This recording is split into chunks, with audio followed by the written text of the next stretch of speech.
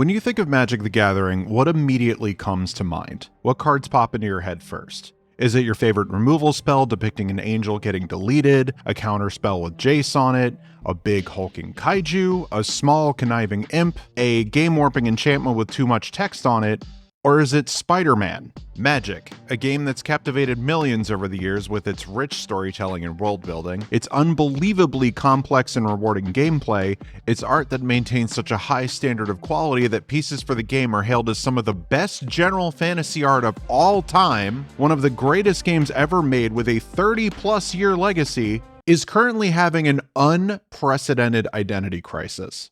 The exact same game that gave us multi-year long story arcs with really well fleshed out casts of characters in unique and fantastical world settings literally pushed out the release date of the return to Lorwyn, one of the most beloved planes of all time, a place inspired by the same type of fantasy stories that inspired The Legend of Zelda, so they could fit in an Avatar: The Last Airbender set at the end of the year. Not inspired by Avatar, literally putting the Avatar IP on Magic cards. Fulfilling brand deals took more of a priority than returning to the place people have been begging to go back to for years. But how did we get here? To find some answers and a place to start, let's go to Vegas. MagicCon Vegas is the biggest Magic event every single year. Thousands and thousands of people descend into the Nevada desert to meet their favorite creators, hang out with like-minded people, listen to the creators of the game give presentations, and play a metric ton of Magic. There's cosplay contests, a chance to meet with the artists behind the iconic cards, and even a chance to qualify for the next Pro Tour. Wizards of the Coast sweetens the deal even more by making it ground zero for all of the big announcements relating to Magic in the upcoming year. They reveal new sets, give more info on known stuff coming out, and announce any big changes coming to the game. MagicCon Vegas 2024, with 15,000 people attending, went off without a hitch until it was announcement time. The announcement panel started off super strong. Magic had been struggling to find a way to introduce new players in a way that wouldn't completely go over their heads, so they introduced Foundations, a set with a longer rotation schedule with easy to understand cards that give new players a good foundation to start with. Quick aside, this set rocks for both new and veteran players. Pick up the starter box if you're into Commander because there's so many staples in there. They took a page from the Pokemon TCG's book and announced that standard rotation would happen with the calendar year instead of length of time in standard. This makes rotation less confusing for new players or players that want to finally give standard play a shot. They even announced the return of MSRP for all of their products, which hilariously got the biggest pop-off from the audience out of everything during this panel. This is one that will mean more to some of you than others. We're going to bring back MSRP. So that's...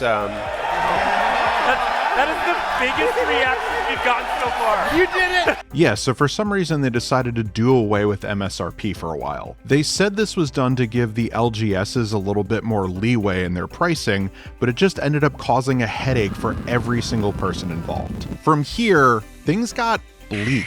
Wizards of the Coast announced that going forward, every Universes Beyond set starting with Final Fantasy in June of 2025 will be standard legal. Not only that, but half of all of the premier sets going forward will be Universes Beyond. To newer players and people that don't play Magic and are just here to hang out, hi, thank you, this might not seem like a big deal. But trust me when I say this might be the biggest bomb Wizards of the Coast has ever dropped on its player base in the history of the game. People felt angry and betrayed and fed up. I saw people quit the game before the ripples of this change were even felt. It may sound like I'm exaggerating, but let me explain. Universes Beyond is essentially a Magic sub-brand that takes outside IP like Doctor Who or Lord of the Rings and puts them into the game. It became official in 2021, but really started in 2020 with the release of the Godzilla Kaiju variants in Ikoria, and more importantly, the Walking Dead Secret Lair. The Walking Dead cards were significant in that they were mechanically unique cards, meaning that if you wanted to play with the specific effects these cards gave,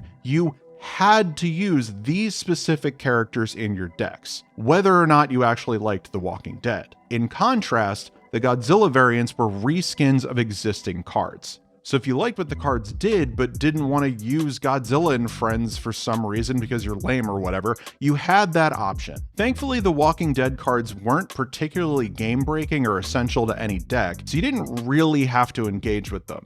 But it still had people worried. Magic has a strong identity that really resonates with people, and players didn't want to see that thrown away just to make money off of fans of an outside IP. For the first few years, these cards were only seen in secret lairs, meaning if anything, you might see them in Commander, but you'd never see them at the top tables of a tournament. There was still plenty of backlash for a number of reasons, but Wizards of the Coast tried to quell these fears by saying some of the Universes Beyond cards could be reworked and revisited and put into an in-universe set. They also said that Universes Beyond would never come to Standard. Not all Universes Beyond cards would even be mechanically unique. Sure, the literal next UB secret lair they released contained unique cards for Stranger Things, but they also released some that were entirely reskins, like Arcane and Fortnite. The next piece of the puzzle dropped at the end of 2022, with a full set of Commander decks in the world of Warhammer 40k. This is the first and arguably one of the only home runs for Universes Beyond. The decks featured incredibly powerful new cards, as well as reprints of really strong Commander staples. The art and flavor of 40k also blends really well with the established identity of Magic. So even if you aren't familiar with Warhammer, they don't feel so out of place that it becomes off-putting. It might be a little weird to see so many guns on Magic cards, as they really haven't done much of that, but is that weirder than Supply Llama?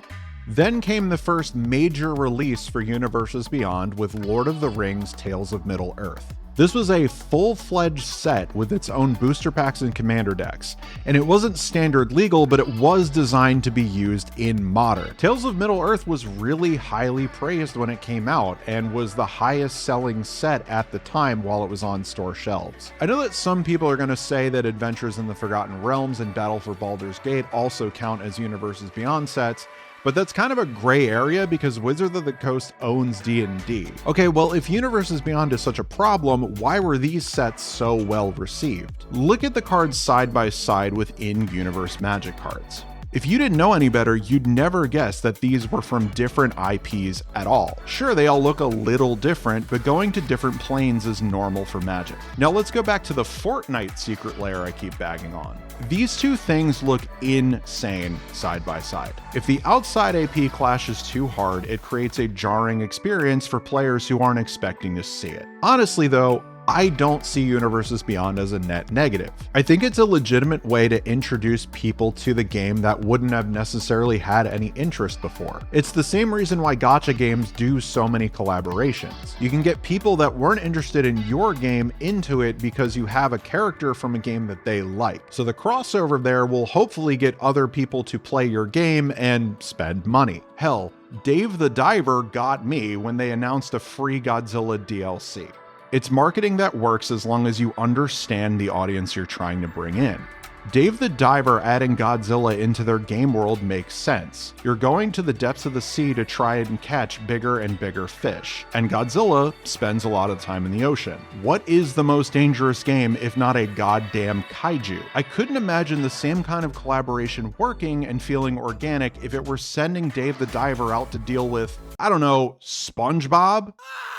Since those original UB sets, the IPs getting pulled into Magic were getting weirder and weirder. We started seeing secret lairs and commander sets for things like Doctor Who, Fallout, and Hatsune Miku?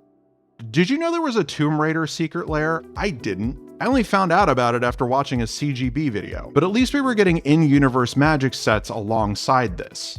And then we hit 2024. Let's go back to the MagicCon announcement. Suddenly, the UB products released alongside canon Magic sets are taking up half the real estate going forward. Not only that, but Universes Beyond was coming to standard play. Why does this matter? Because Universes Beyond is now completely unavoidable. You cannot play sanctioned Magic anymore without engaging with Universes Beyond cards. This is concerning because standard tournament play was considered the bread and butter of Magic the Gathering Gathering before Commander exploded in popularity. Even today, if a tournament is officially streamed by Wizards of the Coast, it's most likely going to be Standard or Draft. These events are the most front-facing Magic can be in the age of the internet. Any person, whether they play Magic or not, can tune in on Twitch and watch people play Magic. And what are they going to see all over the backgrounds and key art now? Other intellectual properties. The last Pro Tour that I watched was Pro Tour Final Fantasy, and all of the backgrounds, all of the art, all of the card names,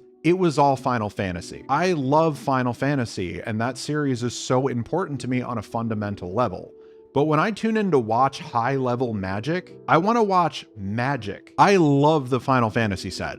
I think they absolutely nailed every single thing about it. But I don't think it should be the literal face of a game with its own extensive history and stories to tell. Watching that live stream made me miss seeing Jace's face on everything, and I think that guy is super lame. At least he's an original Magic character. It's easy to entirely blame Universes Beyond for the situation that Magic the Gathering is in right now, but that wouldn't be telling the full story. There's so much more to all of this than Spider-Man taking over the Pro Tour. The year leading up to the big Standard shakeup saw a shift in design from a flavor standpoint that was kinda hard to ignore. The flavor of Magic is one of its biggest selling points, and no matter where a set takes place, players are going to find something that resonates with them beyond game mechanics. Each set gives you a glimpse into an entire fleshed out fantasy world full of life and character. I'd even argue Ravnica as one of the best original fantasy settings in history. Somewhere that feels alive beyond what's just on the cards. First seen in 2005's Ravnica City of Guilds, it's a plane made entirely of one city focused around the 10 guilds that dominate it, who proved so popular that the names of each guild became synonymous with their associated color combinations. It sits next to Dominaria, the setting for a vast majority of Magic's earliest sets and the most expansive world in the lore, as the most important plane Wizards has ever created. The first time we returned to Ravnica in 2012, the player base absolutely lost their minds with excitement. So before you all stand up, though, there is one more thing we thought you might want to know. We're not going to take any more questions.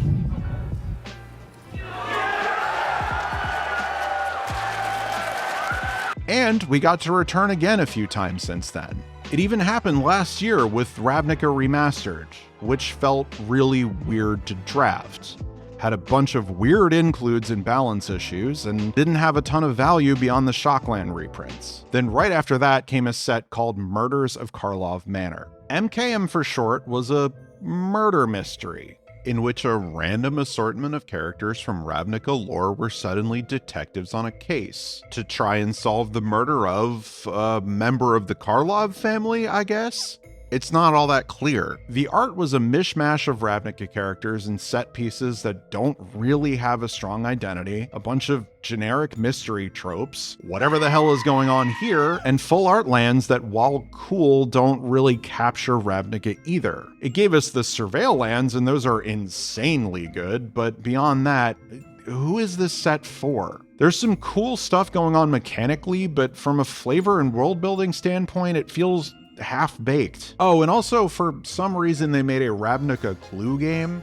It didn't really have a direct tie-in with Murders of Karlov Manor, but it did have unique cards for some reason. 2 months after MKM dropped, the next in-universe set we got was a little number called Outlaws of Thunder Junction.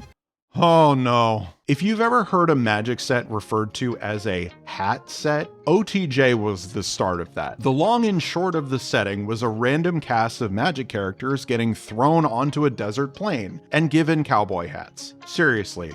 A lot of the creatures were just existing Magic characters dressed up as cowboys. There was a giant train that ran along the entire plane, because of course there was. If there's cowboys, there also must be a train. The entire set is playing into the laziest tropes imaginable, to the point where they have a dust elemental wearing a cowboy hat. In another timeline, this was an unset. I don't think Magic has to be super serious all the time, But this level of laziness is a little baffling, especially because they've done top-down designs before, and those are hailed as some of the best sets of all time. Innistrad took Gothic horror and made a unique and interesting place within the Magic ecosystem. Theros did the same with Greek mythology. OTJ is more like a cowboy skin on the generic concept of Magic.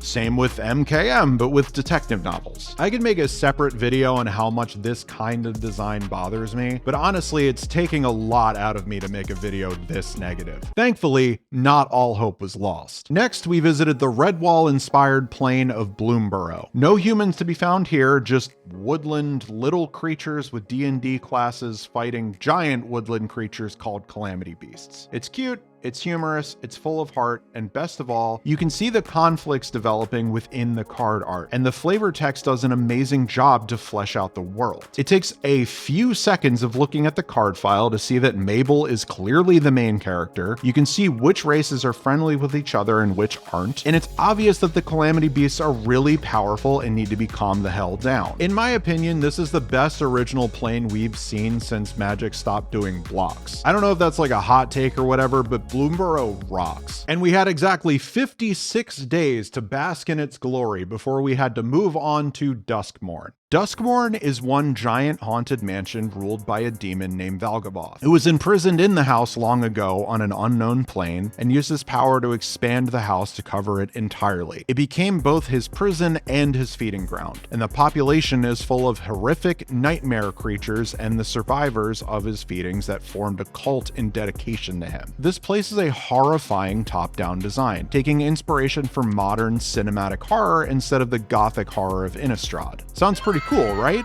We haven't gotten nightmare fuel like this since Torment. And then you look at the card file and the first thing you see is a cheerleader.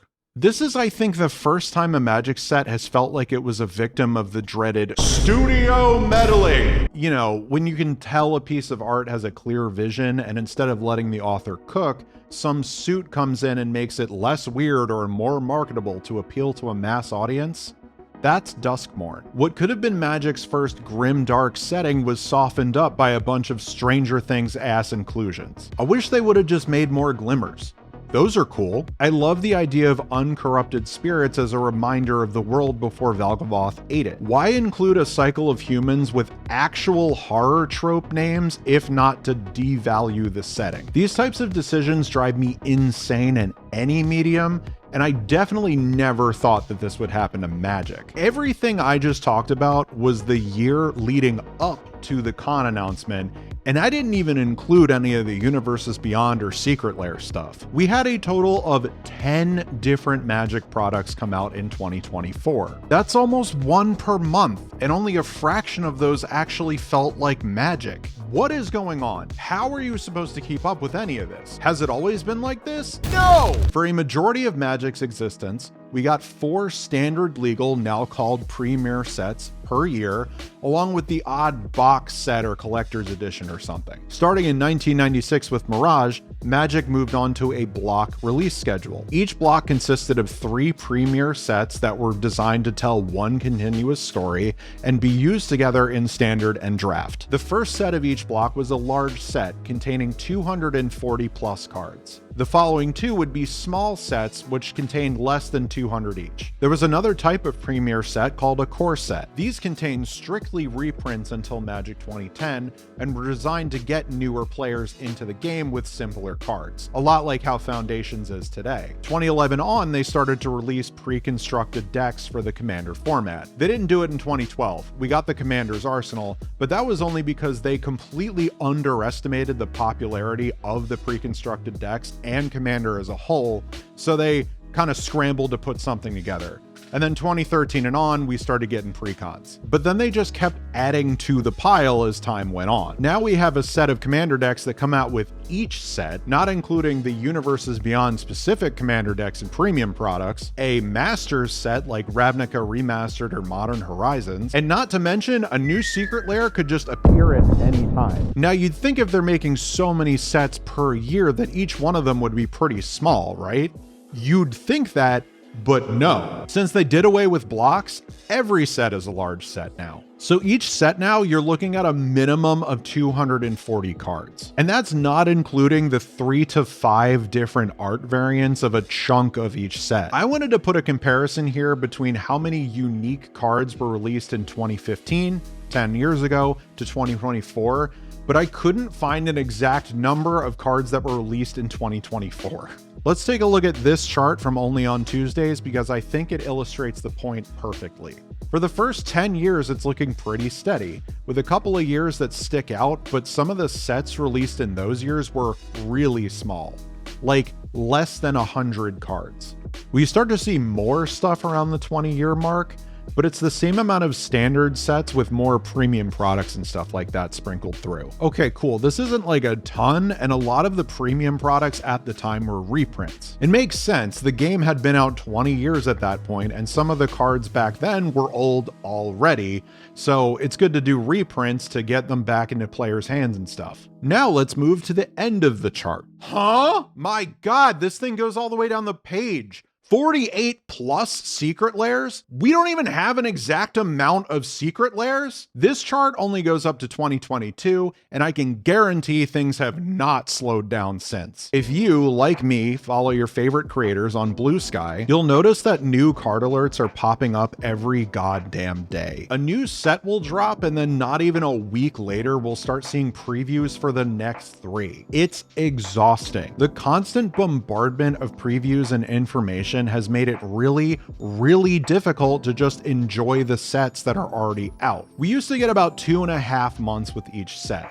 with previews happening 4 or 5 weeks out from when a set would be released. Meaning we did get a couple of weeks to just spend time with the current set and not worry about new previews. And I think until Torment, there just wasn't a preview season. The pre-release was the preview season. Even just this year, I personally was really looking forward to exploring Tarkir again with Tarkir Dragonstorm. I was stoked to tap into social media and see the community sharing my enthusiasm for this set, but that only lasted like a week because it got eclipsed so hard and so fast by Final Fantasy coming out that you just couldn't really talk about it anymore. I don't think a game you spend real life money on should have the online longevity of memes in 2025. It feels a little gross. To compound the problem, every time we go to a brand new plane, all I can be is skeptical. The new planes we visited in 2024, besides Bloomburrow and half of Duskmorn, left a sour taste in my mouth. And then at the beginning of 2025, we get a set that is basically just wacky races in Magic with a bunch of art referencing other racing media. I will say there was some cool stuff in that set, and it was cool to finally see where the Mimeoplasm came from, because that guy's a nightmare, but a lot of it felt like pandering still. I remember when Edge of Eternities got announced and thinking, oh good, another hat set, but we're in space this time. Hope I get to see Jace in a spacesuit, and I could not have been more fucking wrong. Edge of Eternities is an incredible set with a well thought out setting and amazing characters and factions. The art direction is unbelievably good, and these full art lands in this set are some of my new all-timers now. We even got Kavu support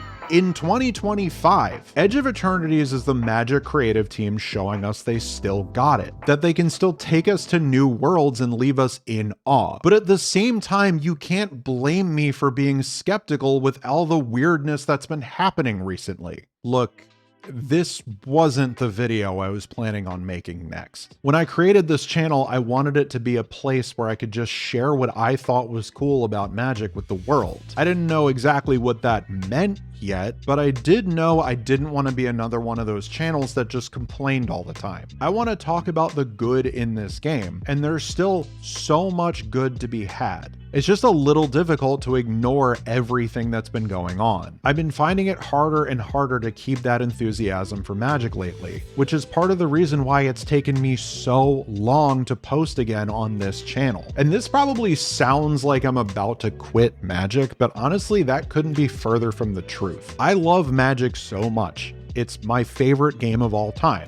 I still think it's the greatest game of all time. I felt like I needed to air my grievances on the direction that Magic is going right now because I know what it used to be and what it is capable of being. I want better for the game because it deserves better than this. The incredible community around the game deserves better than this. The designers that work tirelessly to give us the best possible experience that we can deserves better than this. Something has to give because I don't think this pattern of constant product dumping and ignoring your own history is good for the game. It's not sustainable. Eventually, everybody is going to be burnt out on all sides, and I really don't want to see that happen to Magic, especially because it doesn't take a rocket surgeon to know how to fix it.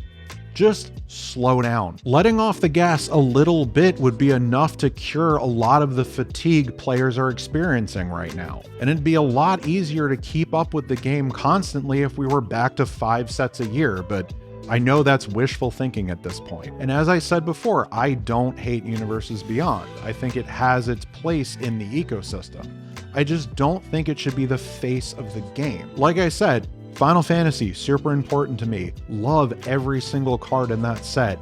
It should not have been the face of a Pro Tour. I also don't think anyone is enjoying having to keep up with this constant flood of previews, especially because even within like your play group, it's going to make it difficult to have everybody be on the same page. You might have watched this entire video and not have agreed with any of this, and that's totally cool. Magic is a game that is super flexible. You can enjoy it in ways that you want to enjoy it and ignore some of the other parts. But watching the game ignore its existing player base for short-term gains, and watching a bunch of people that I know love the game just quit, that sucks. Thank you so much for being here.